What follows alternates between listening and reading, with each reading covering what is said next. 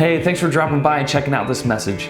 These lessons come from our Sunday gatherings at Victory Christian Church in Franklin, Indiana. Our 5th through 8th graders meet at 9 or 10:30 a.m. and our high schoolers meet from 6 to 8 p.m. If you find that this content brings value to your life, then please consider subscribing and hitting that bell so that you can be notified when we upload our next message. Our hope is that this video brings more clarity into your life as to who God is and what He wants for you in light of who Jesus is and what He's done for you. Enjoy and have a great day.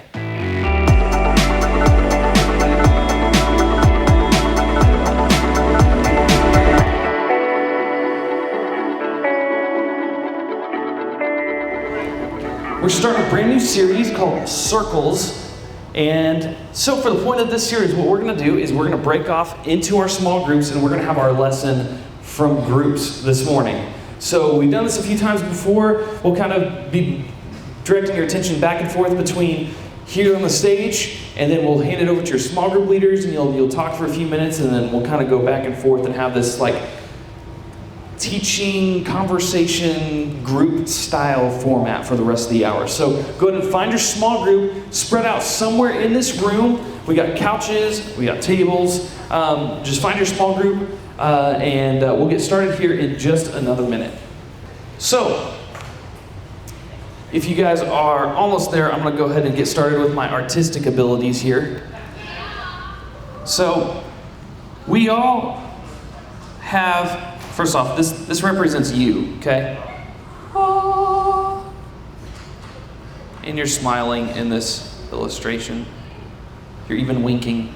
So, I'll try to back up a little so you can all see that. But we're starting this brand new series called Circles. And the whole idea is about, life is lived better when you have circles of friends that positively influence your life.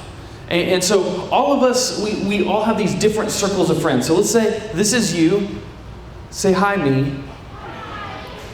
Say, Zach, you're such a good artist that looks just like me. Awesome, you guys are great. So you guys have these little friends within your inner circle, probably. Most of you have at least one or two close friends. You'd say it's your bestie, your best friends, the one person that you can talk to about stuff, the person that you feel closest to. You got that inner circle of friends, right? But all of us, we also kind of have another layer. We have maybe 5 or 6 other friends that are really good friends. Even if they're not our besties, they're close. You hang out with them all the time. When you go and do group, outings together, or you hang out together as friends, these people are all included. And you got people like that in your life. You got your inner circle, and then you got your more broader circle of friends that you're close to. But then you have this farther out circle of maybe people that you are kind of friends with because you are in class with them every day, or you are on the same team as them, or you practice for the play all the time. So you've got way more friends on this outer circle that you'd say, yeah, I like that person. They're pretty cool. But they're not your broader circle of friends, and they're not your inner circle of friends. They're just your acquaintance friends. They're friends that you really like and you enjoy, and you end up spending a lot of time with them because of the things you're involved in, but they're kind of on the outer circle. And here's the thing. We all have circles that look similar to this. We all have different kind of layers, different circles to our friendships. And here's the thing about middle school, about 5th, 6th, 7th, and 8th grade, is that those circles seem to always be changing. And they will be changing for quite some time, because that's the nature of growing up. Maybe you had some closer friends that then they're just more acquaintances now, and maybe you had people who used to be more acquaintances and now they're maybe in your inner circle, and that's just part of life. Our friendships kind of evolve and our friendships change, and that's not necessarily a bad thing. But no matter what your friendship circle looks like, it's important to take a look at the people who are closest to you. And that's what we're going to be focusing on a little bit this series and a little bit today. But your friends play a pretty big role in your life. Would you guys agree? Your friends play a pretty big role in your life. And it's important to take a look at who is closest to you. So you're going to take a couple minutes, you're going to discuss some of this with your group with a couple questions, and then we'll come back here in about 3 minutes. Go. All right. So if we kind of think back, let's kind of give a little history lesson in your friendships over the years, because odds are we've all had a little bit of a similar experience when it comes to the friendships that we've had through the years. So if you think about it, like, I think about my son, he's like almost 2 now, and he has lots of friends, but you know who his friends are? They're my friends' kids. Because, you know, when you're young, you're kind of friends with the people that your parents set you up with as play dates, right? I remember going to Burger King with a couple friends because my mom would go to Burger King with a couple of her mom friends. They would get some lunch, and then we would just run around in the playhouse because Burger King was like the only restaurant where I was from that had a playhouse area, and so we would go around and we'd play in there. And so we were kind of friends with whoever our parents decided to have lunch with that day and would set us up on a play date with. And as you grew older, maybe you got to kindergarten or first grade, and you know, that person that shared their glue stick with you, oh, that was super nice of them. Now you guys are friends, and you feel real close to that person. And it just came kind of naturally. But a lot has kind of changed since then, hasn't it?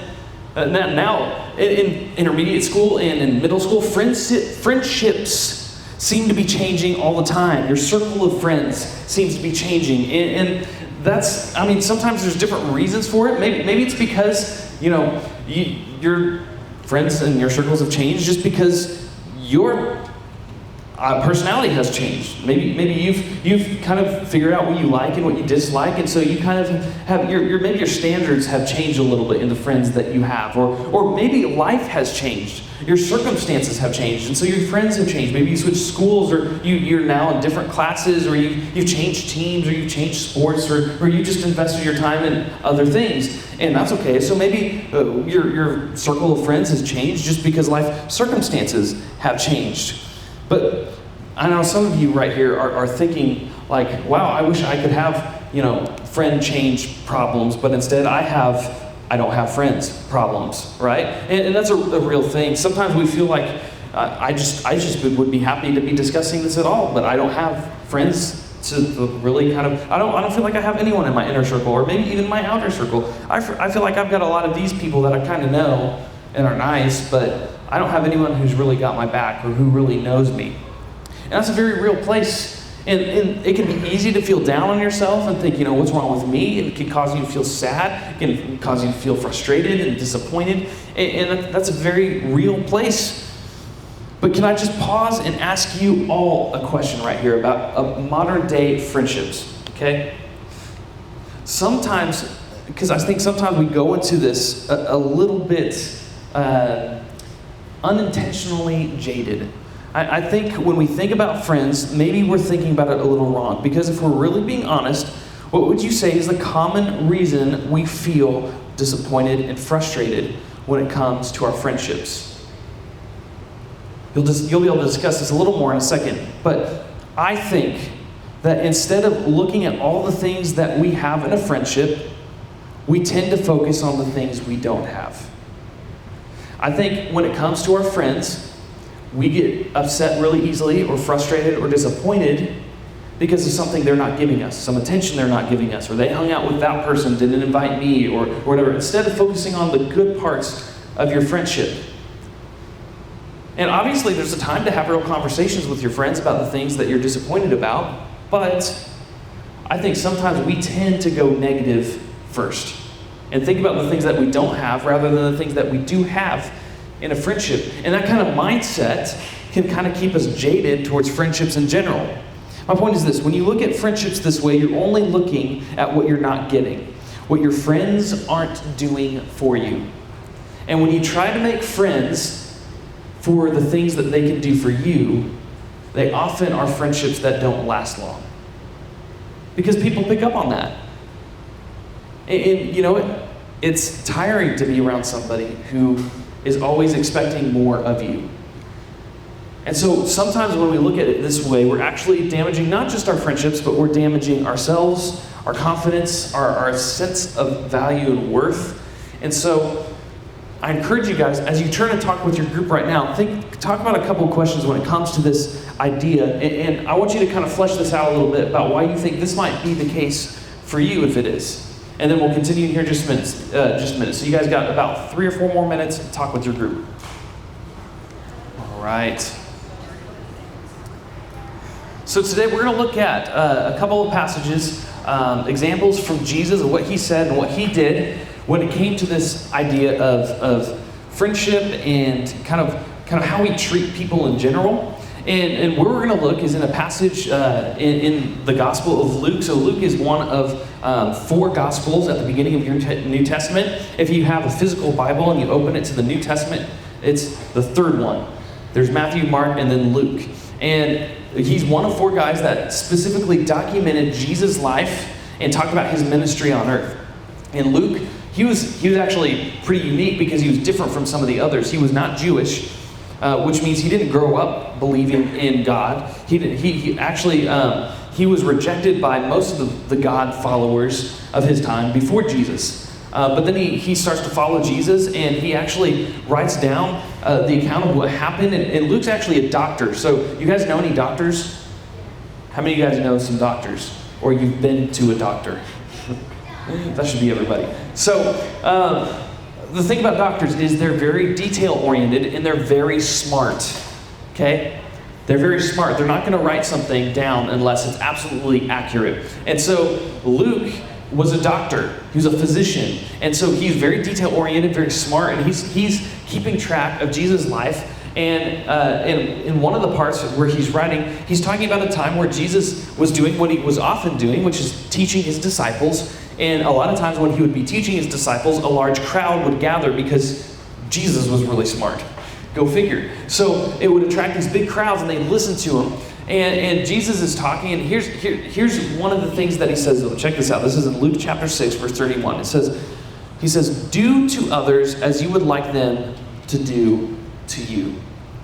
Now, Jesus is talking specifically about what it looks like to love your enemies here, but I think we can absolutely take this and apply it to the idea of friendship. Because to put it in plain speech, it's basically the golden rule. What your parents told you, like growing up all the time, it was you should treat people the way that you want to be treated, right? How many of you guys ever heard that from your parents? You need to treat other people the way you want to be treated, right? I heard that probably on a weekly basis in my house because I was not always treating people very nicely. So treat other people the way that you want to be treated. And so Jesus is talking about this, and he's saying, hey, this is how you show love to people.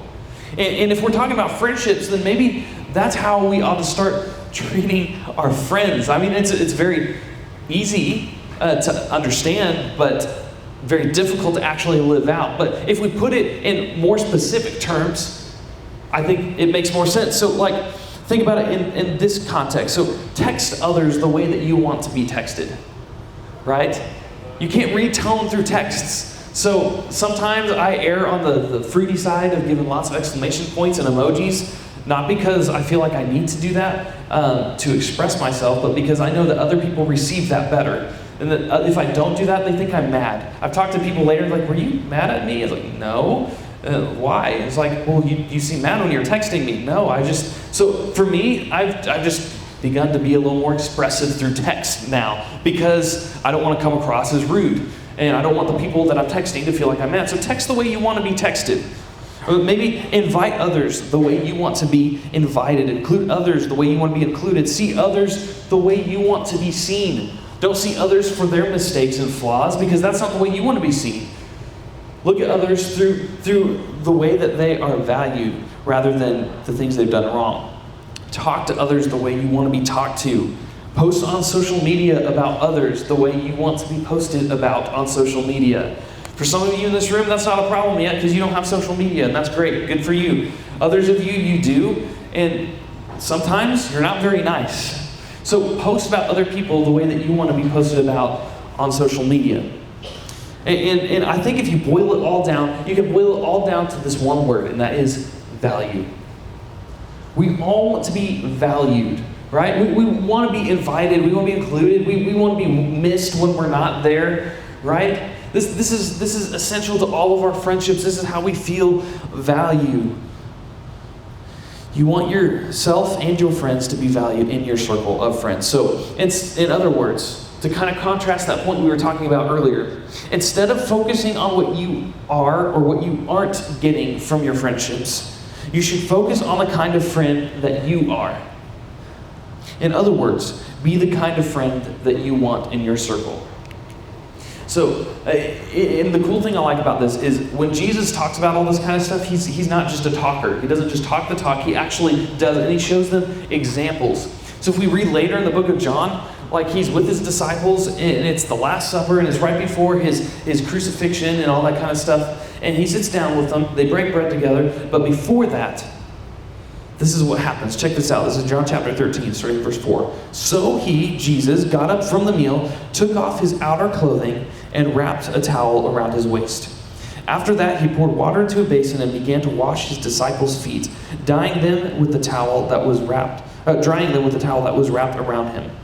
And so this might seem awkward, but you have to understand, in that culture, like they didn't wear shoes, they wore sandals. Okay? And they didn't have concrete sidewalks, they had dirt roads. And they didn't have cars, they had animals. And you know what animals do? They poop, right? Right? So, imagine walking on a dirt road in sandals that are probably all sweaty because they don't have air conditioning. And the roads are covered in dirt and poop. Okay, so this was the job of the lowest of the low. Like the servant who, like, you know, when you joined like middle school, and you came, or maybe you started joining the intermediate school, and you came from the elementary school, and you were the top dog in 4th grade or in 6th grade, but then you went to the new school and you were on the bottom of the totem pole. And when you go to high school next year, some of you 8th graders, you'll be the freshies, right? This was the servant, the lowest of the low, the freshman servant, the one that like had no reputation for himself yet. It's like, oh, you're the new guy. You wash people's feet, right? Jesus was a savior of the world, and he took on the dirtiest, nastiest job that there was. So he didn't just talk about it, he chose to serve the people in his circle. He took the first step to show them what friendship looked like in action. And what I love about this story is that not only did Jesus just talk about being the friend that you want to be, he actually was the example of what that looks like in daily life. So what would it look like for you to be the one to dish out the encouragement? What would it be like for you to be the one to invite that friend that people are kind of iffy about inviting? What would it look like for you to be the person who actually cares for people and texts people when you're thinking about them, rather than just like talking behind their backs? And so be the friend that shows value. And so I want you guys to talk about this for a couple more minutes in your group. And I'll just give you a couple minutes and then direct your attention back up here. All right, so a couple things that you guys can do is, one, go first. If you want to be the friend that you want in your circle, then be the first one to show love. Secondly, if you want to have better friendships in your circle, if you want to be the one who goes first, then first you have to learn how to be a friend to you. You have to be a friend to yourself. You have to learn how to not depreciate your own value before you give others a chance. And sometimes we do that because of low confidence. We kind of beat up on ourselves and think that we're not cool enough, or we're not smooth talking enough, and we're not good enough to have good friends. So learn how to be a friend to you. Be the kind of friend that you want in your circle. So you guys are going to take just a quick minute, and you're going to fill out this little sheet with your small group at this point, and then you're going to close with the bottom action point on that, which is, how do I want to be treated by my friends? And you're going to kind of fill this out together. There's a few things to underline, a few things to circle, and you're going to start shouting them out together. So you'll fill out this sheet, and then we'll be dismissed. Hey, hope you enjoyed this video. If you liked it, give it a thumbs up, and make sure you're subscribed so you're notified when we upload future videos. Have a great day.